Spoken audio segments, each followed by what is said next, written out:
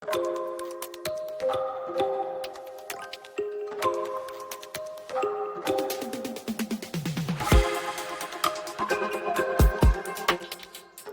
folks, my name is Cliff McDonald, and I am excited today to be your host for Recovery Reach. Really excited to have here in the studio with us Ben Wilkins. Ben is the general manager for Cared For, which is a division of Continuum Cloud. Ben, good to have you here today. Thank you. It's good to be here. So our topic today is alumni programs, why your treatment center needs one, and how tech can make it work. I'm going to give a bit of an extended introduction here for Ben. Recovery doesn't end at discharge, and smart treatment centers know their job isn't over either. Today's guest is Ben Wilkins, a behavioral health strategist and operator with a deep focus on aftercare, alumni engagement, and the systems that make long-term recovery sustainable. With experience across marketing, admissions, and program development, Ben has helped treatment providers build alumni programs that do more than keep in touch. They create connection, increase retention, and drive growth. In this episode, we unpack why alumni programs are no longer a nice-to-have, how to build one that actually adds value, and how the right tech stack can transform follow-up into community.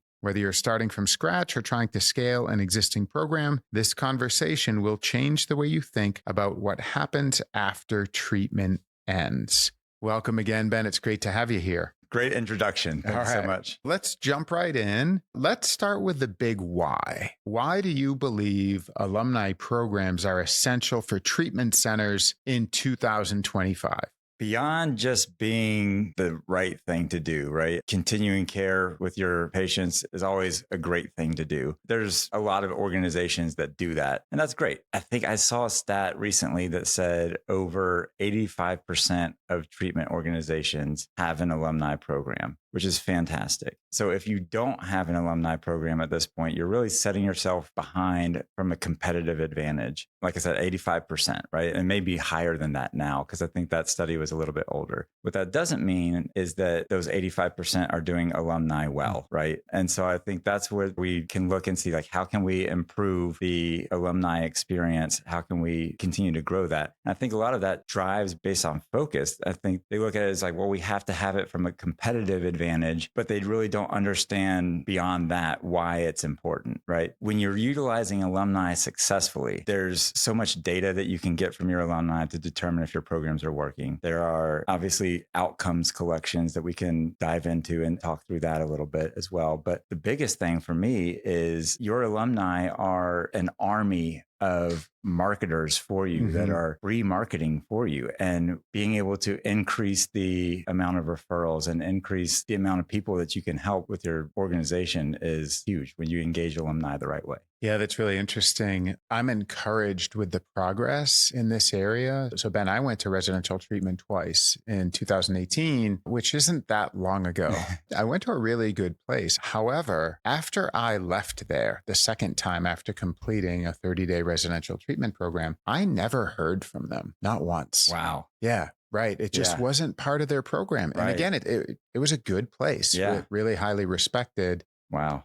Right. Wow. It's right. So imagine when we think alumni, I think a lot of times we think of like education, right? Where did I go to high school? Where did I go to undergrad? Yeah. Can you imagine? It's just bizarre, like having no communication with the schools you went to, right? Or them not contacting you for feedback, or not having relationships with the other people who went there. Exactly. Right. When we frame it that way, it just seems like, oh, wow, that used to be the way things worked. Right. Right. So would you say, is it fair to say it's gone from a nice to have to a must have? I think that is fair to say. I think if you're not engaging with your alumni, you're missing out on so much, right? Number one, you're not servicing your patients to the fullest. We all know that recovery is not a linear journey, right? There's ups and downs. And unfortunately, relapse is often a part of recovery. And if you're not engaging with your alumni, how do you know how they're doing post-treatment, right? You have to engage with them to be able to continue the journey with them. And so I think for me, that's the biggest reason to have an alumni program. That's kind of what I was talking about with it being the right thing to do. If you really are concerned about the patient, you have to be engaged with them post-treatment as well. 100%. Now, looking back, I I don't remember feeling like, oh, they don't care about me anymore or anything like that. But Right. I do know that if I had heard from them, would have been like, oh, wow, this is really cool. Yeah. Right. That they are concerned for my well-being. I'm really encouraged that this is becoming more of a norm. Yeah. And at least they're saying, I'm sure there's a range of quality programs. We'll get into that, but it is encouraging. I see really progress for the industry that more and more folks are having this as part of their program. And Ben, you've worked across multiple roles in behavioral health. From that lens of seeing different parts of the business, how should alumni programming intersect with marketing outcomes? And you already talked about this. Admissions. There are a lot of times when loved ones are looking to get people into treatment or people are looking for treatment for themselves. One of the things they're looking for is, do you have an alumni program? And what does your alumni program look like? Because they don't want, in your experience, they don't want the program to just, well, you're gone and now we're not going to talk to you anymore, right? They want that connection after treatment as well. And so from a marketing standpoint, not having an alumni program is detrimental, right? In addition to that, like I said, your alumni is an army of marketers for you. They can leave reviews on Google, on Yelp, or wherever it is that you're doing your reviews, on recovery.com, right? They can leave reviews for you there. They can increase your referrals. Chances are, if you are going through addiction, you probably did not go through it alone. Probably know somebody else that needs treatment as well and can benefit from the same treatment that you went through. And so being able to encourage those referrals and get those referrals as well. I mean, you have an army of marketers for you, and this doesn't cost you anything, right? It's great advertising, great marketing for you. I hadn't even thought of it that way, that the actual people that are alumni of your programs are really enhancing your field presence. That's right. Right. As a marketing tool. Do you believe that people have made decisions on where they're going to go to treatment based on the quality of the alumni program? Absolutely. Okay. Absolutely. Do you have any examples of providers that you've seen do this really well? I do. I mean, Newport Academy in California does a phenomenal job with their alumni program. They're a teen and adolescent-based program. They do a phenomenal job. Gateway Foundation does an amazing job with it. Rosecrance does a great job with it as well. Summit Behavioral Health is fantastic with their alumni program. They do this really, really well. They have a dedicated alumni coordinator at each one of their facilities that is in charge of building their alumni program. And usually, a lot of times, it's an alumni from the program themselves, right? That gets put into that role as an alumni coordinator, which is great because then they're even more connected and more engaged with it. And I love seeing that. So the folks that are doing it well, and those are some strong brands you just mentioned, they'll have a dedicated person, full-time job in this role. Absolutely. Per facility. Yeah, absolutely. Oh, wow. Absolutely. Okay. Yep. Because really, when you have organizations that have multiple facilities, it's too big of a job for one person to do. Yeah. And you really want somebody that is connected to that facility, that was there, that was present, that knows the people coming in and out. That's when you're really doing it well. Yeah, maybe even someone that you met when you were there. Right, exactly. And they stay engaged with you after you've left. Okay. Exactly. That makes sense. So something that's getting a lot of attention in the industry, another real exciting development is outcomes. We've been plagued without having good data on outcomes. And that hurts in many ways, including, right, getting great rates from payers, right? When you can show compelling data. Exactly. So how does Cared For help from an outcomes perspective as well? It's a great question. It really starts with engagement with the alumni. So, you know, a lot of times, and like I said, those 85% of the organizations that have an alumni program doesn't mean that they're doing alumni well, right? And a lot of times what we see is their alumni program is a Facebook page. That's their alumni program. And while that can be great, and that's better than nothing, not criticizing that at all, that's definitely better than nothing. Facebook isn't built for behavioral health, number one. Number two, your data isn't private. And number three, at Facebook, you are the product. Right? They're more interested in your data and how they can market to you than they are how they can help you in treatment. Right. And I think with that, we see the engagement on Facebook lasts about 90 to 100 days on average in that Facebook group. And so an alumni will graduate from a program and they engage with the Facebook group for maybe 3 months or so. Right. We want that engagement to go ideally 18, 24 months longer. Right. You really can't tell the success of a program within 3 months after somebody somebody graduates.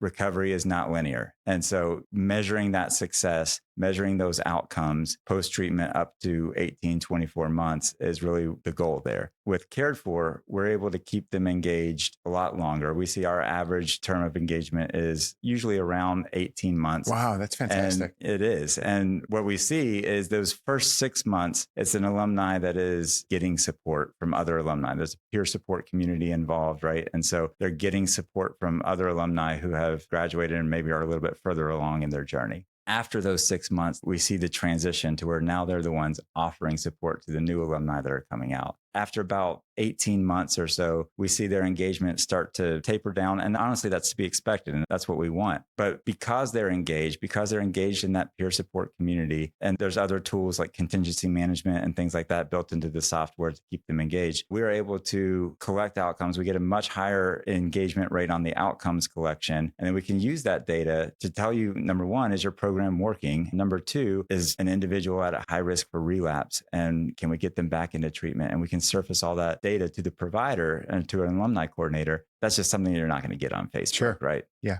That's fantastic. And the last one here, we talked about marketing, we talked about outcomes and admissions. A colleague of ours in the space that is a consultant, and they do patient acquisition consulting. And he shared with me just a couple of days ago that he thinks the optimal mix of admissions is 40% referrals from professionals, 40% digital or BD, and 20% from alumni. And I was like, wow, 20% from alumni. That sounded really high to me. Yeah. Does that sound high to you? Honestly, it sounds maybe even a little bit lower. Really? Yeah, it's interesting. I was at a conference recently, and there was a panel that was talking about positioning your treatment organization to be acquired. One of the key stats that they said that they are looking for is how much of your admissions comes from business development and outreach, and how much comes from referrals, from alumni referrals. And they said ideally closer to 50% coming from alumni referrals shows you it's a super strong program. And you're more likely to be acquired at that point. Yeah. Now, 50%, that's pretty high, right? Right. But yeah, that 25 to 30%, I think, should be coming from alumni referrals. Wow.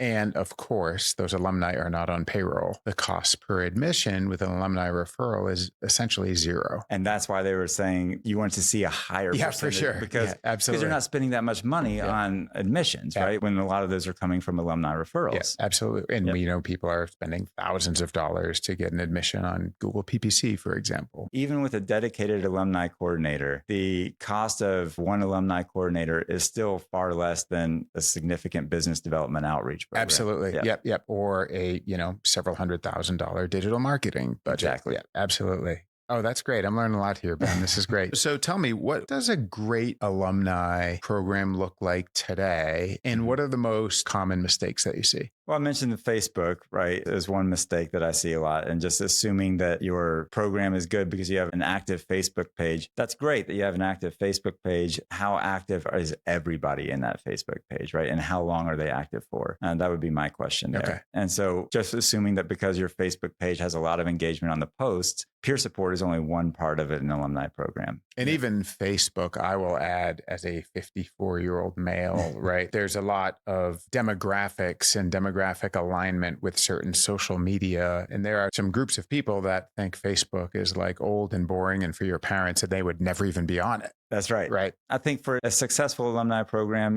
what you're looking at is you're constantly running alumni events to get people engaged. You are offering like a contingency management program to keep people motivated and engaged, because motivation is a big thing with alumni on both sides, right? From the program standpoint and the alumni standpoint, what is motivating them to stay connected? And that's the question I always ask a lot of the programs I work with is, what is motivating your alumni to stay connected to you? What is motivating you to stay connected to your alumni, right? The financial transaction is done at this point with your alumni. So they're not paying you. What's motivating them to take an assessment? What's motivating them to stay engaged? And also they're not paying you. What's motivating you to stay connected to them? Right. And so contingency management helps with that motivation, having a strong contingency management program. And there's tons of studies around the success of contingency management. Having that where it can be as simple as offering swag for your program, hoodies, hats, t-shirts, etc. And cared for the way that we do it is we have every action that you take within the app earns you a certain number of points. And when you have enough points, you can redeem that for a random reward. And it could be swag, it could be a gift card. And that keeps your alumni more motivated, more engaged. Yep. And one of those things that earns the points is filling out your assessments and things like that. So having a contingency management program, I think, is key to a successful alumni program. Running alumni events to keep your alumni active and engaged and connected with you is successful. Having peer support and a way for an alumni to engage with each other. And I see that a lot as well. Alumni programs will focus on the relationship between them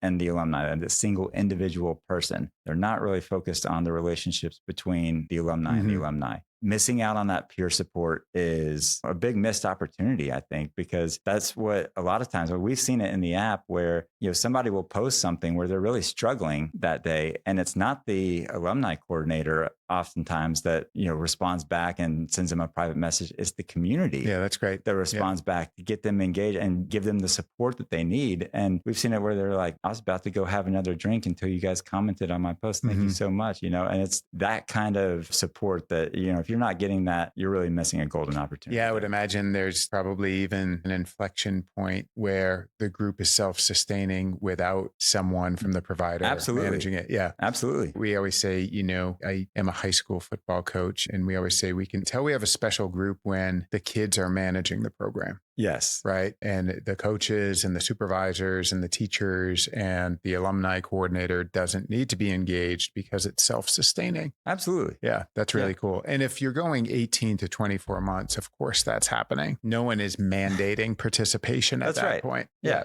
That's great. Cool. So how can technology make alumni engagement more scalable without making it feel automated or impersonal? Great question. Love this question. So number one, what we see a lot of times, and this kind of goes back to the mistakes, is it's really difficult to connect if you're just relying on email address and phone numbers. Because a lot of times what we see, an alumni will change their phone number maybe multiple times to try to avoid connecting with bad influences that they were connecting with before, or for whatever the reason is, right? They'll change their phone number and they forget to tell the program about it. And so now you've lost contact if all you're depending on is the phone number. If you're staying connected with an app, no matter what your phone number is or what phone you have, that app transfers with you. And so that's the great thing about the app. It's easy to stay connected. You'll get push notifications. We can send you reminders about things. We can send you reminders about events that are coming up, et cetera. So having an app is a great way to engage your alumni. The other part of that is, we see AI as playing a huge role in technology everywhere, not just in behavioral health, but everywhere now. It's here. It's not going anywhere. Organizations are quick to jump on the AI bandwagon because they say we have to be doing something with AI. And so what we see, a lot of products out there now will have, maybe an AI chat bot or something along those lines to connect and maybe reduce the load on the alumni coordinator. And I have mixed feelings about that because I think that they can be great. I think the AI chatbots can be beneficial in some instances, but I also see, we hear it in this space all the time. The opposite of addiction is connection, right? You hear that all the time. So what are we connecting to? Are we connecting to an algorithm or are we connecting to a person? Sure. And we want to build that human to human connection, not the automated connection. Now, there is some automation that you can do that enhances that human connection. And that's what we're really looking for is how can we use all the data that we have about a patient, which is a lot of data? How can we use all of that data about an alumni to determine, is this individual at high risk for relapse? Are they at high risk for self-harm or suicide ideation? Or, are they being bullied? Are they at high risk for depression, anxiety? And we can use that kind of automation to surface that to an alumni coordinator or provider, help them, sort of triage which alumni they absolutely have to reach out to, which ones are the most important, et cetera. And that's where the automation can come in really handy, I think. And again, you're not going to get those types of tools on Facebook. When you have that kind of automation that can monitor what people are posting in the community, is it positive? Is it neutral? Is it negative? Is it an indicator of relapse? Is it an indicator of self-harm ideation? ideation is an indicator of depression or anxiety. Those types of things are the ones that we can flag individuals. We can alert the alumni coordinators and providers that something is going on. That's how automation can really help there. So tell me a little bit about Cared For. I don't know too much about it. It's probably because it's white labeled. It is. So ABC Treatment Center has an alumni program. Mm-hmm. They're oftentimes using Cared For, and the app would say it's ABC Treatment Center Alumni Program or something like that, right? It's in the App Store as their own app under their own Apple developer account, et cetera. And it's on Apple and Google, but it's their app. It's not our app. We can help them manage the listing in the App Store and everything, but it is their app. Share some information about Cared For and how many folks you are helping, whether it's providers or people. That would be really helpful. Yeah. We've been in business for almost 10 years now, and we were first to market in this space back in 2016. It was a space that just honestly, being quite frank, some luck to get us into that space. You know, I look back on it and I'm thinking, man, if we hadn't talked to this one person, would we be out of business by now? Where would we have been if we hadn't had that conversation? So definitely some luck involved in it, but also just being diligent about listening to our partners and getting feedback. And that's still part of our strategy today, listening to organizations that partner with us about what do you guys need? What are some of the problems you are facing and how can we help solve these with technology? And listening to that feedback is a crucial part of what we do today. We are working with a little over 100 different treatment organizations today, all across the spectrum, right? So some that are really small treatment organizations, some that are really large organizations, and everywhere in between, right? So it really doesn't matter the size of the organization as much as like, do you have the infrastructure in place to support a program like Care For? Do you have dedicated alumni coordinator? Are you set up for success here with your organization? And that's what we look at. And if they're not, we can certainly have those conversations with them and help them build out their alumni program.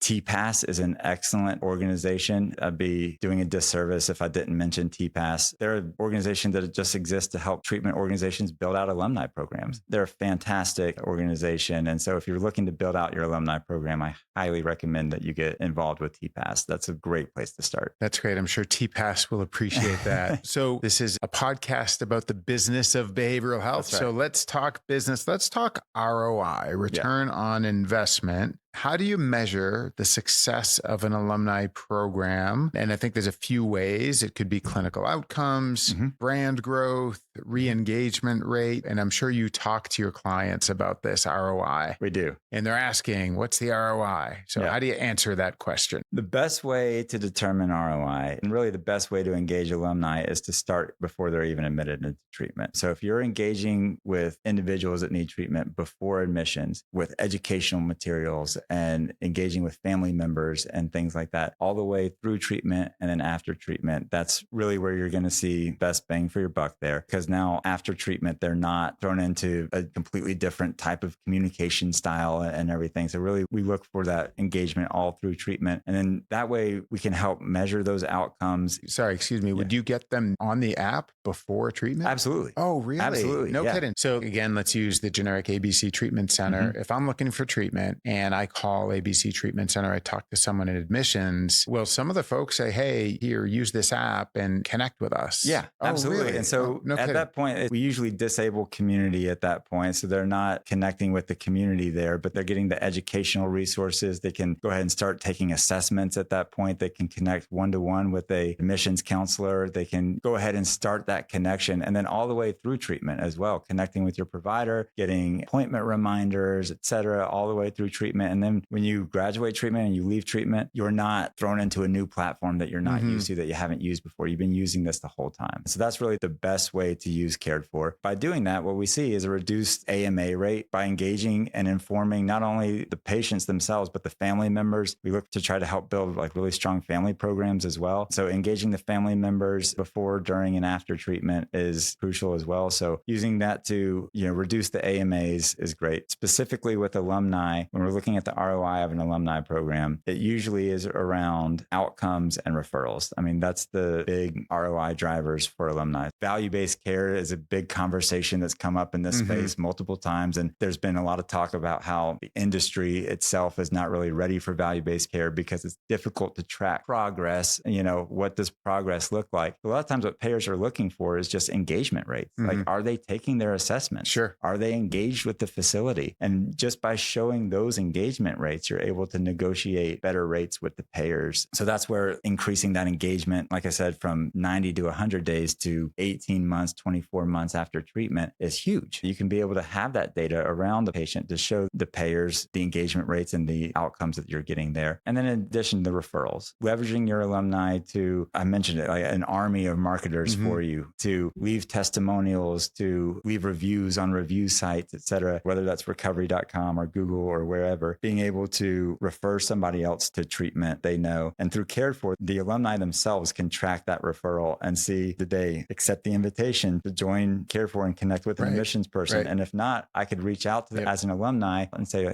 what's preventing you from doing this? How can I help you? What questions can I help you answer? They're taking that ownership of that referral. And again, it's not costing you anything. You're not compensating them for this, right? They're just doing it because they want to help. They want to give back. So when you look at ROI, those referrals, and then readmits is the other thing. If somebody is struggling post-treatment, getting them back into your treatment facility, not somebody else's treatment facility, is huge. And if you're not connected with your alumni, you're going to miss that opportunity. 100%. If you do have a user that had been engaged from the onset, whether that's pre-admission, during treatment, or after, and they'd been engaged for 4 months, 5 months, 7 months, and then they go dark, right? And right, that this person is probably struggling. Exactly. That to me, even just that, right? I bet that has saved a lot of lives. Absolutely. Yeah, absolutely. I can imagine. Is the way it typically works, is the provider paying a per user rate per month? Is that how it works? Yeah. So per user per month. Yeah. Is the way that we structure our pricing. We don't like to cap it at a certain number. We don't want to say like, well, you can only serve 70% of your alumni population. Sure. That's not helpful to anybody. Right. Yeah. So we're not going to cap it. And the more users you have, the better rate that's going to get. Right. Yeah. And you've got some big providers using your tool we too. Do. So probably safe to say you have tens of thousands of people using this tool. We do. Yeah. That's awesome. That's fantastic. I have a question. I am not involved with an alumni program where I got treatment. I am very involved with a 12-step home group. Are any folks in recovery that didn't go to residential treatment using this tool? They are. We have programs that are outpatient programs that are using it. We have programs that are MAT programs that are using it. So it's not just for residential treatment. Usually the IOP programs, medically assisted programs, alumni looks a little bit different for them, right? It's not always around cohorts and we weren't living in the same house at the same time for 30 or 60 days. Yeah. But that peer support is still crucial. 100%. I actually really want to look at this because we have a great home group and we have this group text, and it's such an inefficient platform. And it would be way better if we could have something like that in an app that is more designed for that community. Do you think it could be used for that functionality? Sure. Absolutely. That's cool. Yeah. Well, we might have to take that one offline, Ben. That's exciting. All right. So we know many centers struggle with follow-up consistency after discharge. What processes or systems have you seen work to create sustainable alumni touchpoints over time? Yeah, that's a great question. The key is being able to get them engaged, depending on what type of program it is, whether it's residential, IOP, or MAT. We'll talk residential right now. If you're a residential program, we look to try to get them engaged. A lot of residential programs don't allow patients to use their phones during treatment. There's ways around that for Cared For. I mean, we have, shared iPad devices and things like that some programs are using there. But ideally, if we can start reintroducing their phones like around maybe 2 weeks before discharge or somewhere around there, where they can start learning how to use their phones well to try to avoid relapse and things like that. And you can do that in the supervision of a residential program. That's a great opportunity to get them engaged with the alumni program at that point. So go ahead and get them an account on Cared For, get them set up on Cared For, start engaging with them on Cared For before they even leave treatment, right? If you're not able to do that, then at discharge, that's a great point to do that. If you're waiting until after they've left the facility, you don't know where they are at that point, and then it's going to be difficult to connect with them, right? So connecting with them while they're at the facility is number one. And that's whether you're using Cared For or not, right? Whether you're asking the alumni, like, how do you want me to communicate to you? What's the best way for us to stay connected with you? And letting them set those preferences there. The best way to create post-discharge behavior is to do it pre-discharge, right? Yeah, exactly. Makes sense. Yep. And then we have what we call care journeys in the app. And it's essentially like mini courses or classes, I guess, where it's all around one topic. And usually they're about 5 to 10 days. And each day it can be a piece of content, whether it's an article or a video or a podcast or whatever that we're asking them to consume, right? Either read or watch or listen to. And then you can have a custom call to action on that day. And you can have optionally a survey or an assessment on that day as well. So these care journeys can be used for a lot of different things. But one of the things we look at is how to be successful after treatment, right? And so setting them up on that care journey, like you said, like maybe 10 days before discharge. And over those 10 days, each day they're learning, hey, this is what discharge might look like for you. This is what life after treatment might look like for you. And kind of setting them up on success before they even discharge is huge, right? So having that information there before discharge is great. And then post-discharge, maybe it's another care journey that they're enrolled in as soon as they discharge that's saying like, hey, today, we want you to focus on building healthy relationships, surround yourself with people that can support you today. Write down, make a journal of how you're feeling, et cetera. What thoughts are you having? What struggles are you having? Guiding them through that process over the first 10 to 15 days there is crucial as well. All right, Ben. Well, time flies. It always does once we get going, and we could keep this going for quite some time, but we do have limited time. So last formal question here. Okay. Looking ahead, how do you see alumni programming evolving in the next, let's say, 3 to 5 years? And what role will digital tools and peer support play in that growth? Great question. So like I said, AI is here. It's not going anywhere. And I think we're at a point in the industry where we have to decide, how do we use AI responsibly within the alumni space? I think AI will transform the way that we're engaging with our alumni. I really do. I think the presence of telehealth, when COVID hit, telehealth really took off, right? It was here. It was not going anywhere. And now there's programs that are just telehealth programs. And so similar to the way that telehealth has transformed the industry, I think AI is going to do the same thing. We're at a junction where we have to decide, what's the right way to use AI? What's the most responsible way to use AI? I think it's not avoiding or not replacing that human-to-human connection. It's enhancing that human-to-human connection. How will it evolve? I see it evolving to where it's more focused on peer support. It's more focused on, building out that support community. I think that's the biggest indicator of success. Having a good group of people that are there to support you is crucial. I mentioned 18 to 24 months. Can we evolve that? Can we make that 24 to 36 months? Yeah. Can we extend that out a little bit? And I think that's the evolution cycle that I would love to see, is a little bit more focus on peer support, using AI tools to help predict relapse before it happens, so we can intervene on that and maybe catch somebody before they hurt themselves or relapse. Ben, you had a recurring theme of connection and community. It really seems like it always comes down to that, right? Of staying engaged with your peers and knowing that I'm part of a team and I'm not alone. Really, really impressed to hear 18 months, 24 months of people staying engaged. And we know that that's tied with better outcomes. This was fantastic. I learned a ton today. I thought I knew more than I did coming into this. So thanks so much for being here. Really appreciate it. Thank you for having me.